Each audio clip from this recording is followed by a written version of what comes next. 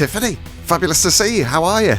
I'm fine, thank you. You arrived in London, in style, shall I say, Yes. on a luggage trolley, living your best life. Did. Oh my gosh. You got to break it up every once in a while. It can't be so serious. And we had a crazy hectic flight. I had checked in, had all my, I don't fly well. People know this. And so I do everything I can to make sure I'm with my handler, which is my fiance, of course. He gets to hold the hand during the turbulence and all of that jazz. So he's my babysitter. I have no problem saying it. And got to our, check-in and everything, had already got our boarding pass. And they said, "You're on standby." And I'm like, standby?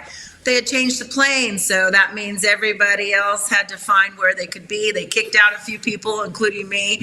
So, I was like, I've got to get there. I have an important stuff to do, and we all do. But I have a show that, they were offering me to come on Tuesday. I said, that's not going to work. So it was kind of a crazy emotional flight. And when we landed, it was a great flight. They took good care of us over the course of all of it, fixing it.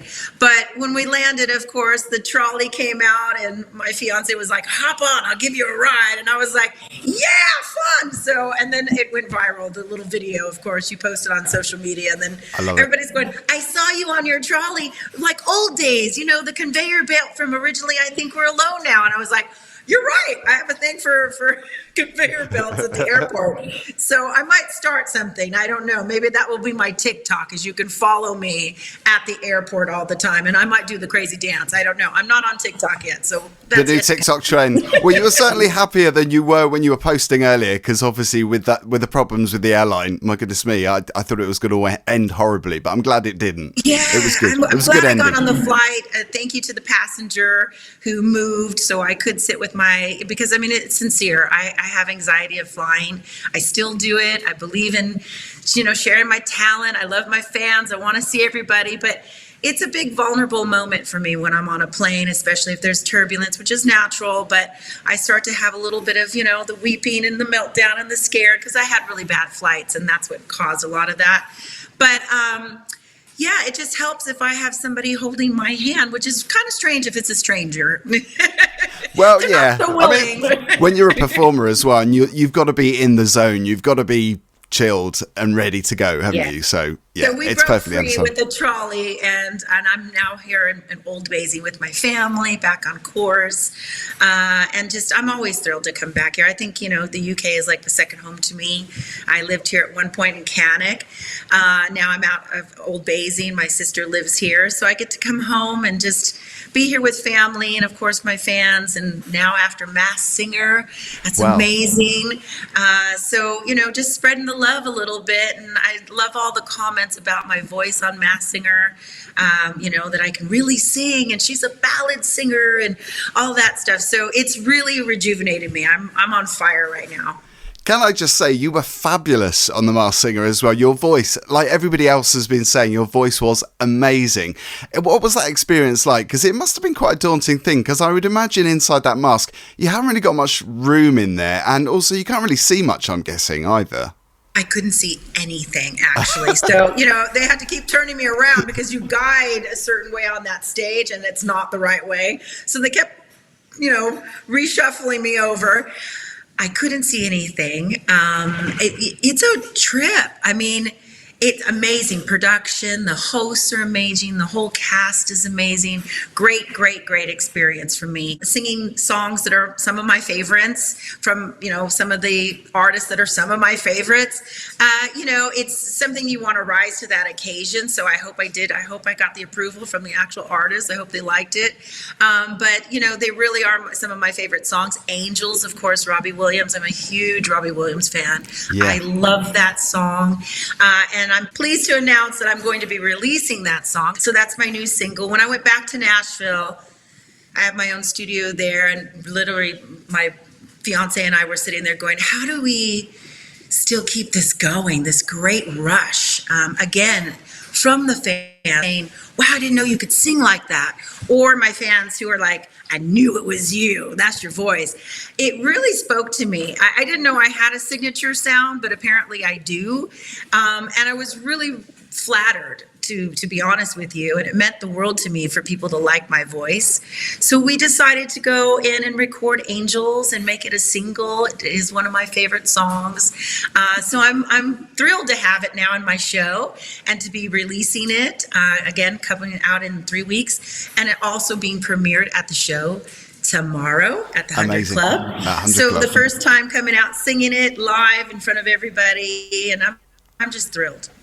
I mean, it's an absolute crowd pleaser as well, isn't it? And that song, obviously a huge hit for Robbie, but putting your spin on it as well, because your voice gave it something else. It gave it the Tiffany style as well, which is something completely different. Because some covers, I think when artists do covers, it doesn't necessarily change anything, but you put your own stamp on it, definitely. And obviously with the single coming out, I wanted to do that on all of the songs that I did, even ABBA, because again, you want to bring a little something, but you don't want to mess with the original fantastic, I mean, they're all great songs and great artists. So just a little bit of tweaks here and there. And Angels, I think that I was really able to show that vocal capability. So we're going to keep it going. Masked Singer was so much fun. I love Eiffel. I'm still so enamored with her. She lights up. I keep telling all my wardrobe team for the regular TIFF shows, where's my light up costumes? How come I don't light up? They're like, not going to happen, sister. Way too much work. I mean, I was trying to imagine what it would be like if I was there. I mean, I can't sing. Obviously, you can sing, but with no hair, I don't have the problem of, what's my hair going to look like when the mask comes off? Did you have that anxiety of what, were you concerned about what you would look like when the mask came off? Because you still look great when the mask came off, but I would imagine it must be that comes to the hair and makeup team at Masked Singer. They still do all of your stuff underneath there. So if you're prepared in case you are revealed, and before you go out there, they zhuzh you just a bit. So you're prepared for that moment. But you notice I went like this right away because you just don't know if your hair is this big. I mean, it was amazing. It was a great experience. I think as an entertainer, sincerely, it made me rise above a little bit because I'm a live performer. I work off the audience. I love to, hold hands and look at people and sing to them and really work off of them. And you don't have that under a mask. So I had to really just exude that energy without that, human contact, if you will, and looking at people. And so it made me really think and be on my toes. And of course, you have this nervousness that comes on. As soon as they put the mask on, at least for me, I turned into like this nervous person. I was like, and excited and nervous and all this. Do I remember the words? And I think I messed up a few of the words. But, I mean, it is live and you're doing your best and it's different element. And, you've got the host and you've got all the audience and you've got millions of people watching. So, no pressure. But most importantly, have fun. Oh my God, what a challenge though. I mean, it really does push the boundaries, doesn't it, of what you can do, what you can't do. Obviously, you nailed it. But I mean, thinking about it, you could have been the Piranha because obviously you've been in Mega Piranha, the movie. So that would have worked as well, but Eiffel Tower.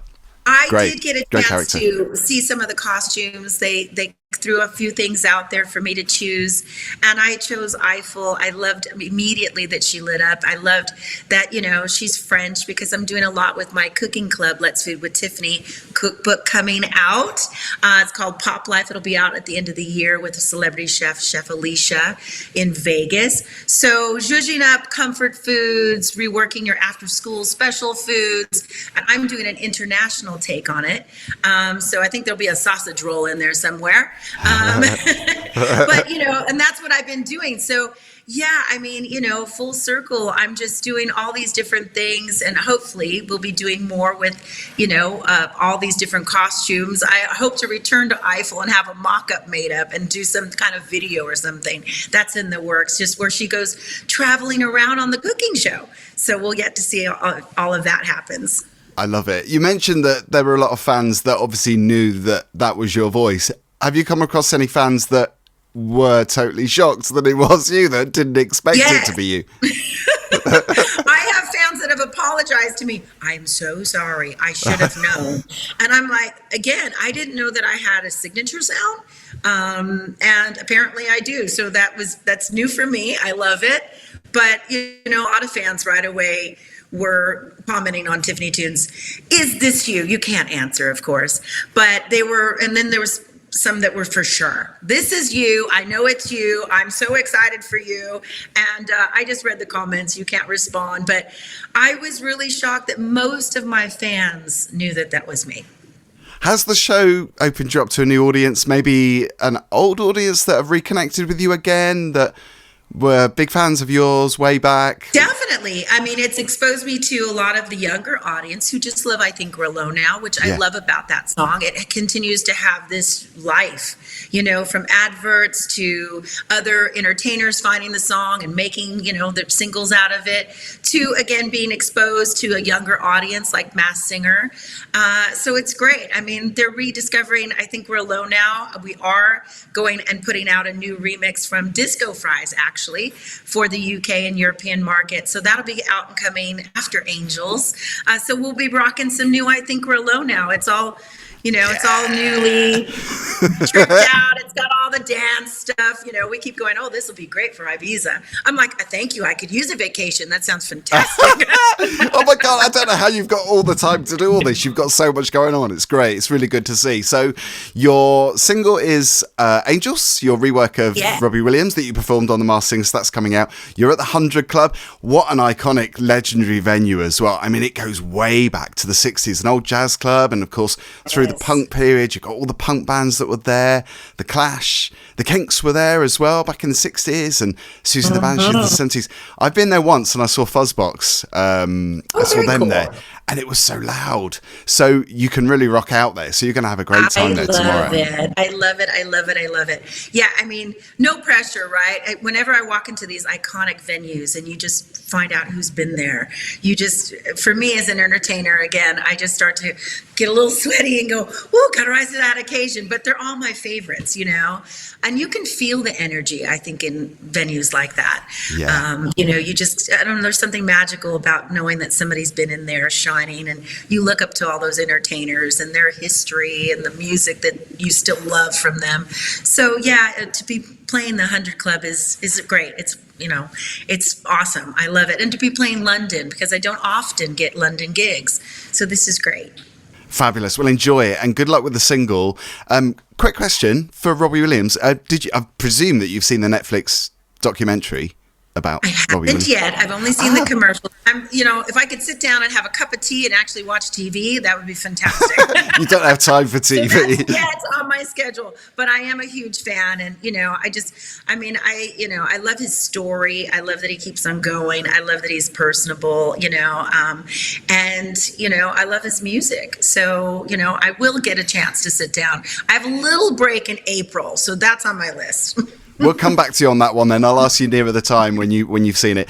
One last thing, though, that I was going to leave on a high, because your fans are great. I noticed a lot of the comments on your YouTube videos and your Facebook posts. There was one comment that really did make me smile, is that they said, "We love you, that is all." That was the comment. "We love you, that is all." Such a great comment. I mean, that sums up your fans, I guess, as well.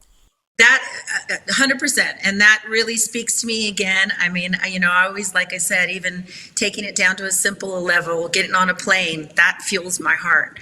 It's like, you know, people just want to rock out. We want to have a great moment together. And, you know, I'm here to sing my heart out to everybody, connect, do my meet and greet, see everybody, check on them, see how they're doing.